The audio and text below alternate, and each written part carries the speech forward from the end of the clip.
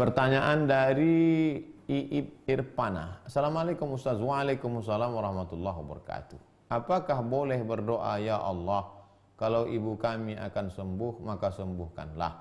Tapi kalau kematian lebih baik, maka kami ikhlas. Ada. Allahumma in kanal hayata khairan lahu fa ahyihi. Kalau kehidupan lebih baik baginya, maka hidupkanlah dia. Tapi kalau kematian lebih baik baginya, maka matikanlah dia. Sekarang coba kau robah posisimu, kau yang jadi ibu. Kau pura-pura pingsan. Kau dengar ada orang berdoa di sebelah. Ya Allah, kalau Ustadz Somad ini baik hidup, panjangkanlah umurnya. Tapi kalau tak baik, matikanlah dia. Kalau ada orang doa gitu pura-pura, apa yang maksud kau ini?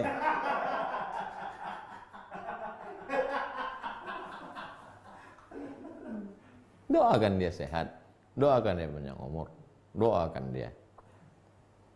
Allahumma ja'alil hayata ziyadatan lahu fi kulli khair. Kalau kau berikan dia panjang umur, jadikan tambahan umur itu jadi amal soleh. Wa ja'alil mauta rahatan lahu min kulli syarr. Kalau kau takdirkan untuk mati, jadikan kematian itu membuat dia berhenti dari perbuatan dosa. Kalaupun ada dalam hati, tetap diinginkan supaya sehat, panjang umur. Andai pun kematian, janganlah sampai keluar di mulut, sampai apalagi sampai dengarnya dalam hati. Itu juga bagian dari akhlak. Karena kadang kita memposisikan kita sebagai, coba posisikan kita sebagai, rasakan perasaan orang lain. Coba. Kalau kita mendoakan orang sakit, jangan kita jadi orang sehat, coba kita jadi orang sakit. Apa yang kita inginkan? Kalau kita bersedekah sama orang, jangan kita posisikan kita memberi, coba kita posisikan kita sebagai penerima tuh. Apa agaknya yang kita rasakan? Coba rasakan, itulah puncak iman. La yu'minu ahadukum, kamu belum beriman hatta yuhibba li akhihi, sampai kau sayang kepada saudaramu ma yuhibbu li nafsihi, sama seperti sayang pada diri sendiri. Itu disebut dengan empati, merasakan perasaan orang lain. Ustaz, saya pecinta burung dan ada beberapa burung yang saya pelihara. Bagaimana agar hobi memelihara burung ini tetap tidak berdosa? Pertama, buat sangkarnya agak besar sedikit. Karena yang sangkar kecil itu tak bisa dia mengepakkan sayapnya, tak bisa dia terbang. Saya sudah melihat dengan mata kepala sendiri, begitu dilepaskan tak terbang dia. Tak bisa dia terbang. Memang dia makan bisa berkicau, tapi tak bisa. Buat sangkar agak besar sedikit. Yang kedua, buat dia berpasang-pasangan. Kalau perlu 1 jantan, 4 betina. Biar ganti-ganti dia. Masa dari dulu makan lontong sayur terus gitu dia. Kemudian setelah itu, makanannya jangan sampai. Ingat hadis tentang seorang yang ahli ibadah memelihara kucing, tak dikasihnya makan, masuk neraka.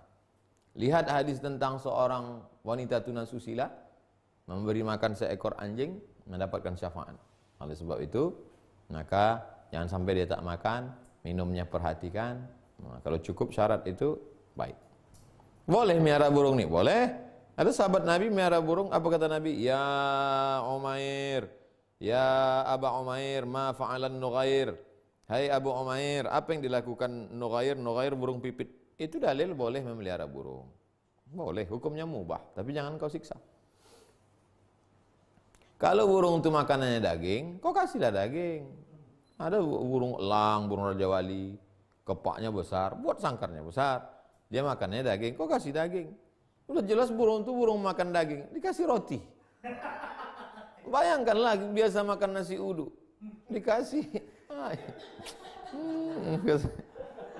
Itu kan makanan dia, tersiksa dia. Jadi jangan kau ikut selera kau, selera burung tuh kau ikut. Pak Hakim, Ustaz, ada tak hadis sanadnya menyebut sholat tarawih? Karena yang selama ini saya dapati hanya qiyamul lail. Buka Sahih Muslim, Pak. Buka Sahih Muslim ya, Pak. Di situ nanti Bapak ketemu judul tentang malam namanya sholat tarawih. Kadang jamaah ini banyak latah.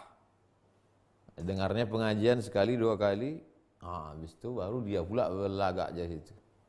Ustadz pun di apa tuh mau gaya-gaya aja tuh. Ustadz tuh mau gaya-gaya juga dia. Kebanyakan orang tarawih, khalif tu'rab. Khalid tu'rab. Kalau mau dikenal orang, lawan arus lah. Orang semuanya tarawih, buat. Sebenarnya nggak ada itu tarawih. Yang kitab yang saya baca, Qiyamul Lail, pret. Tarawih sudah itu. Kalau cerita, tunjukkan mana sholat tahiyatul masjid. Cobalah buka Sahih Bukhari, Sahih Muslim, Sunan Abi Daud, Sunan Tirmidzi, Sunan Nasa'i, Sunan Ibn Majah, Musnad Ahmad, Muwatta' Malik. Mana ada Nabi menyebut sholat tahiyatul masjid? Mana ada? Nabi hanya menyebut idza dakhala ahadukumul masjid, kalau kamu masuk masjid falyajlis, jangan duduk hatta yusalli rak'ataini, sampai salat sunat 2 rakaat. Lalu kemudian ulama menyebutnya salat sunat tahiyatul masjid. Salat ini istirahat itu bahasa Arabnya tarwihah. Habis 4 rakaat, 2 rakaat salam tegak, 4 rakaat duduk istirahat, 4 rakaat duduk istirahat, 4 rakaat 3 rakaat duduk istirahat. Istirahat bahasa Arabnya tarwihah. Tarwihah jamaknya tarawih. Itulah maka disebut dia salat tarawih, salat yang ada istirahatnya. Ada disebut Sahih Muslim, nama bab salat tarawih. Ramdhani, Assalamualaikum Ustaz. Waalaikumsalam warahmatullahi wabarakatuh. Saya tidak lagi tinggal dengan ibu saya, karena saya selalu tertekan batin dengan sikap ayah tiri saya. Dan saya khawatir saudara-saudara perempuan saya kena sikapnya. Mohon nasihatnya Pak Ustaz.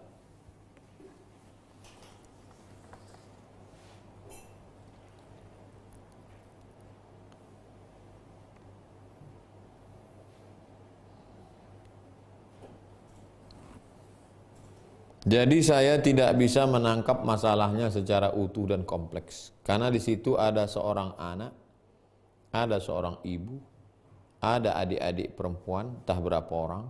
Kemudian di situ pula ada seorang suami dari ibu, ayah tiri. Ada seorang anak yang tidak tahan dengan sikap ayah tiri dan adik-adiknya juga. Apakah anak-anak ini sudah dewasa? Apakah mereka bisa hidup independen? Apakah ayah tiri ini orangnya taat beragama? Apakah ini tak bisa? Oleh sebab itu saya jawab secara umum saja. Kalau engkau bisa berbakti di rumah itu, tahankanlah berbakti. Kalau tidak bisa berbakti di rumah, keluarlah dari rumah itu. Tapi jangan putuskan hubungan dengan ibu. Bisa datang sehari sekali, datang pagi, datang. Tak bisa datang pagi, datang malam. Tak bisa datang malam 2 hari sekali. Tak juga bisa sepekan sekali. Tak juga bisa sebulan sekali. Supaya kalau dia meninggal kau tak menyesal. Itulah yang dapat saya sampaikan. Jangan pernah putuskan. Wallahu a'lam bishawab. Irfan Irmanto. Ustaz, saya mau tanya terkait profesi saya sebagai advokat. Mungkin dalam profesi itu baik Ustaz, tapi dalam prakteknya banyak kecurangan-kecurangan. Karena tak bisa tutup mata dengan hukum kita. Ma la yudraku kullu la yutraku kulluh. Kalau kau tak bisa buat semua, jangan tinggalkan semua. Kalau engkau meninggalkan profesi ini, maka akan diisi oleh orang-orang yang tak benar. Kalau engkau duduk di situ, walaupun kau tidak 100% benar, paling tidak 75% benar. Di situlah letak jihadnya. Kalau semua orang sepertimu, SH, MH, meninggalkan ini, lalu semuanya ingin mau jual buah, mau jual bubur kacang hijau, dengan berkata aku sudah hijrah, lalu siapa yang ada tinggal di situ? Nanti kalau ada orang kesulitan hukum, kemana dia konsultasi, kemana dia bertanya? Lembaga bantuan hukum untuk muslim gratis susah yang tanahnya digarap perusahaan, kemana dia bisa? Oleh sebab itu berjuang. Itulah jihad di situ. Jihad kita masing-masing. Ada jihadnya di bidang hukum, ada jihadnya di bidang bisnis, ada jihadnya di bidang pendidikan. Kullu ya'mal ala syakilati. Semua beramal sesuai dengan kemampuan masing-masing. Asep Sugandi. Ustadz, bagaimana membedakan bisikan hati, sir, dan firasat? Hati itu qalb. Dalam hati itu paling kecil namanya sir. Bisikan yang ada dalam sir itu firasat. Gimana cara membedakannya?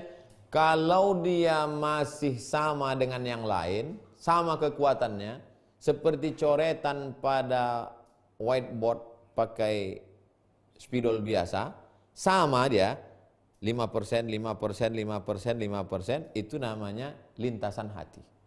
Kalau firasat, ada satu lintasan spidol yang kuat, yang dia mengalahkan yang lain. Itulah yang disebut dengan firasat. Firasat seperti tajamnya seekor binatang pemburu terhadap targetnya. Kalau sudah harimau mau menangkap bison, maka kambing-kambing tak dipandangnya lagi. Karena dia fokus ke bison. Begitulah tajamnya. Yang tajam itu firasat.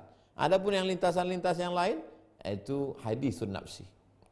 Lintasan-lintasan dalam hati. Yang terakhir, Ibu Nina. Ustadz, apakah seorang yang sholat dengan kursi, karena tidak bisa berdiri, boleh menjadi imam sholat di rumah, karena hanya beliau laki-laki di rumah? Kalau tak ada lagi laki-laki, maka laki-laki, ada 3 di rumah itu laki-laki. Yang satu anak kecil, yang satu orang tua di kursi, yang satu anak muda. Anak muda itu maju jadi imam. Tak ada Pak Ustaz, cuman dia, maka dia di kursi. Mana dalilnya? Nabi SAW pernah sholat jadi imam duduk ketika Nabi sakit. Itu dalil bahwa orang yang dalam keadaan kekurangan boleh jadi imam.